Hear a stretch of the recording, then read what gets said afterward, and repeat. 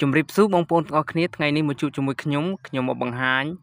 ពីរបៀបមើលថាតើនរណាខ្លះដែលឈប់លេង Facebook ធម្មតាការលេង Facebook តែងតែមានអ្នកឈប់លេងឬក៏នៅលេងអ្នកខ្លះ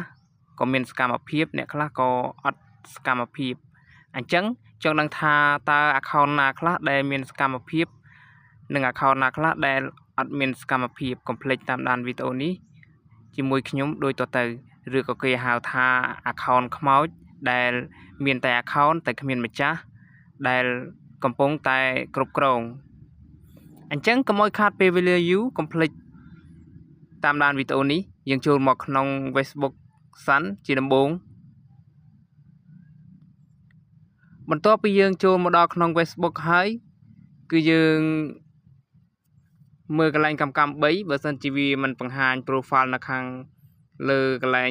គីនខាងស្ដាំនេះទេបើសិនជាវាបង្ហាញកន្លែងនឹងស្រាប់យើងចុចលើ profile នឹងមកឥឡូវវាបង្ហាញលើនឹងស្រាប់ហើយខ្ញុំចុចលើ profile នឹងបន្ទាប់ពីយើងចូលមកដល់ត្រង់ចំណុចនេះហើយយើងក្រឡេកមើលខាងក្រោមនេះគេដាក់ថា friend with thing in common យើងចុចលើកន្លែងពាក្យនឹងមកបន្ទាប់មកយើងចុចពាក្យថា friend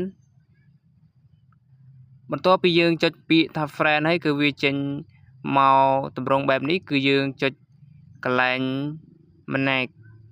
ចុចកន្លែងពាក្យម្នាក់នឹងមកបន្ទាប់មកយើងជ្រើសរើស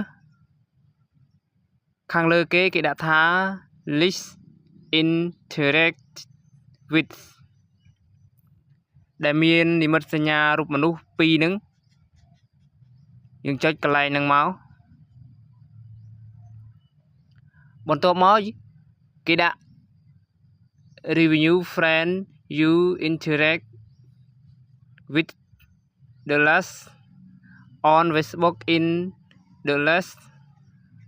ហើយគេដាក់ថា90ថ្ងៃ days មានន័យថា friend ដែលមិនសូវបានលេងជាមួយយើងរយៈពេល90ថ្ងៃទាំងអស់នេះគឺជា friend ដែលមិនសូវបានលេងនិងមិនសូវបានទំនាក់ទំនងជាមួយយើងអញ្ចឹងយើងទុកទៅក៏វាអត់ប្រយោជន៍ដែរគឺចង្អៀតតែ friend របស់យើងទេយើងអានចោលទៅដើម្បីទទួល friend ថ្មីដែលគេចង់ add មកនិងមានទំនាក់ទំនងជាមួយយើងចុចកន្លែង select match tip គឺច្រើនមែនទែនសម្រាប់ friend របស់ខ្ញុំគឺ2222 friend ដែលមិនសូវមានទំនាក់ទំនងលេងជាមួយនឹងខ្ញុំទេដោយសារ Facebook ខ្ញុំគឺវាបង្កើតច្រើនឆ្នាំហើយអញ្ចឹងវាតែងតែមានអ្នកដែលគេឈប់លេងច្រើនអីអញ្ចឹងទៅឬក៏អ្នកខ្លះលេងដែរមិនទៅមានសកម្មភាពដូចនៅក្នុងនេះគឺមានអ្នកខ្លះគេនៅលេងនៅឡើយទេប៉ុន្តែគឺគេអត់សូវមានសកម្មភាពទេការលេងរបស់គេនឹងឥឡូវបើយើងចង់អាននរណាម្នាក់គឺយើងគ្រាន់តែចុចគ្រីសត្រង់កឡោននឹងឥឡូវខ្ញុំគ្រីស1 2ចុះនៅលើនឹងឥឡូវខ្ញុំគ្រីសប៉ុណ្ណឹងបន្ទាប់មកយើងចុចពាក្យថា unfriend បន្ទាប់មកចុច unfriend ទៀតតែប៉ុណ្ណេះគឺរួចរាល់ហើយសម្រាប់អ្វីដែលខ្ញុំមកចែករំលែកគឺមានតែប៉ុណ្្នឹងទេដើម្បីឆែកចង់ដឹងថានរណាខ្លះដែលមានសកម្មភាពនៅលេង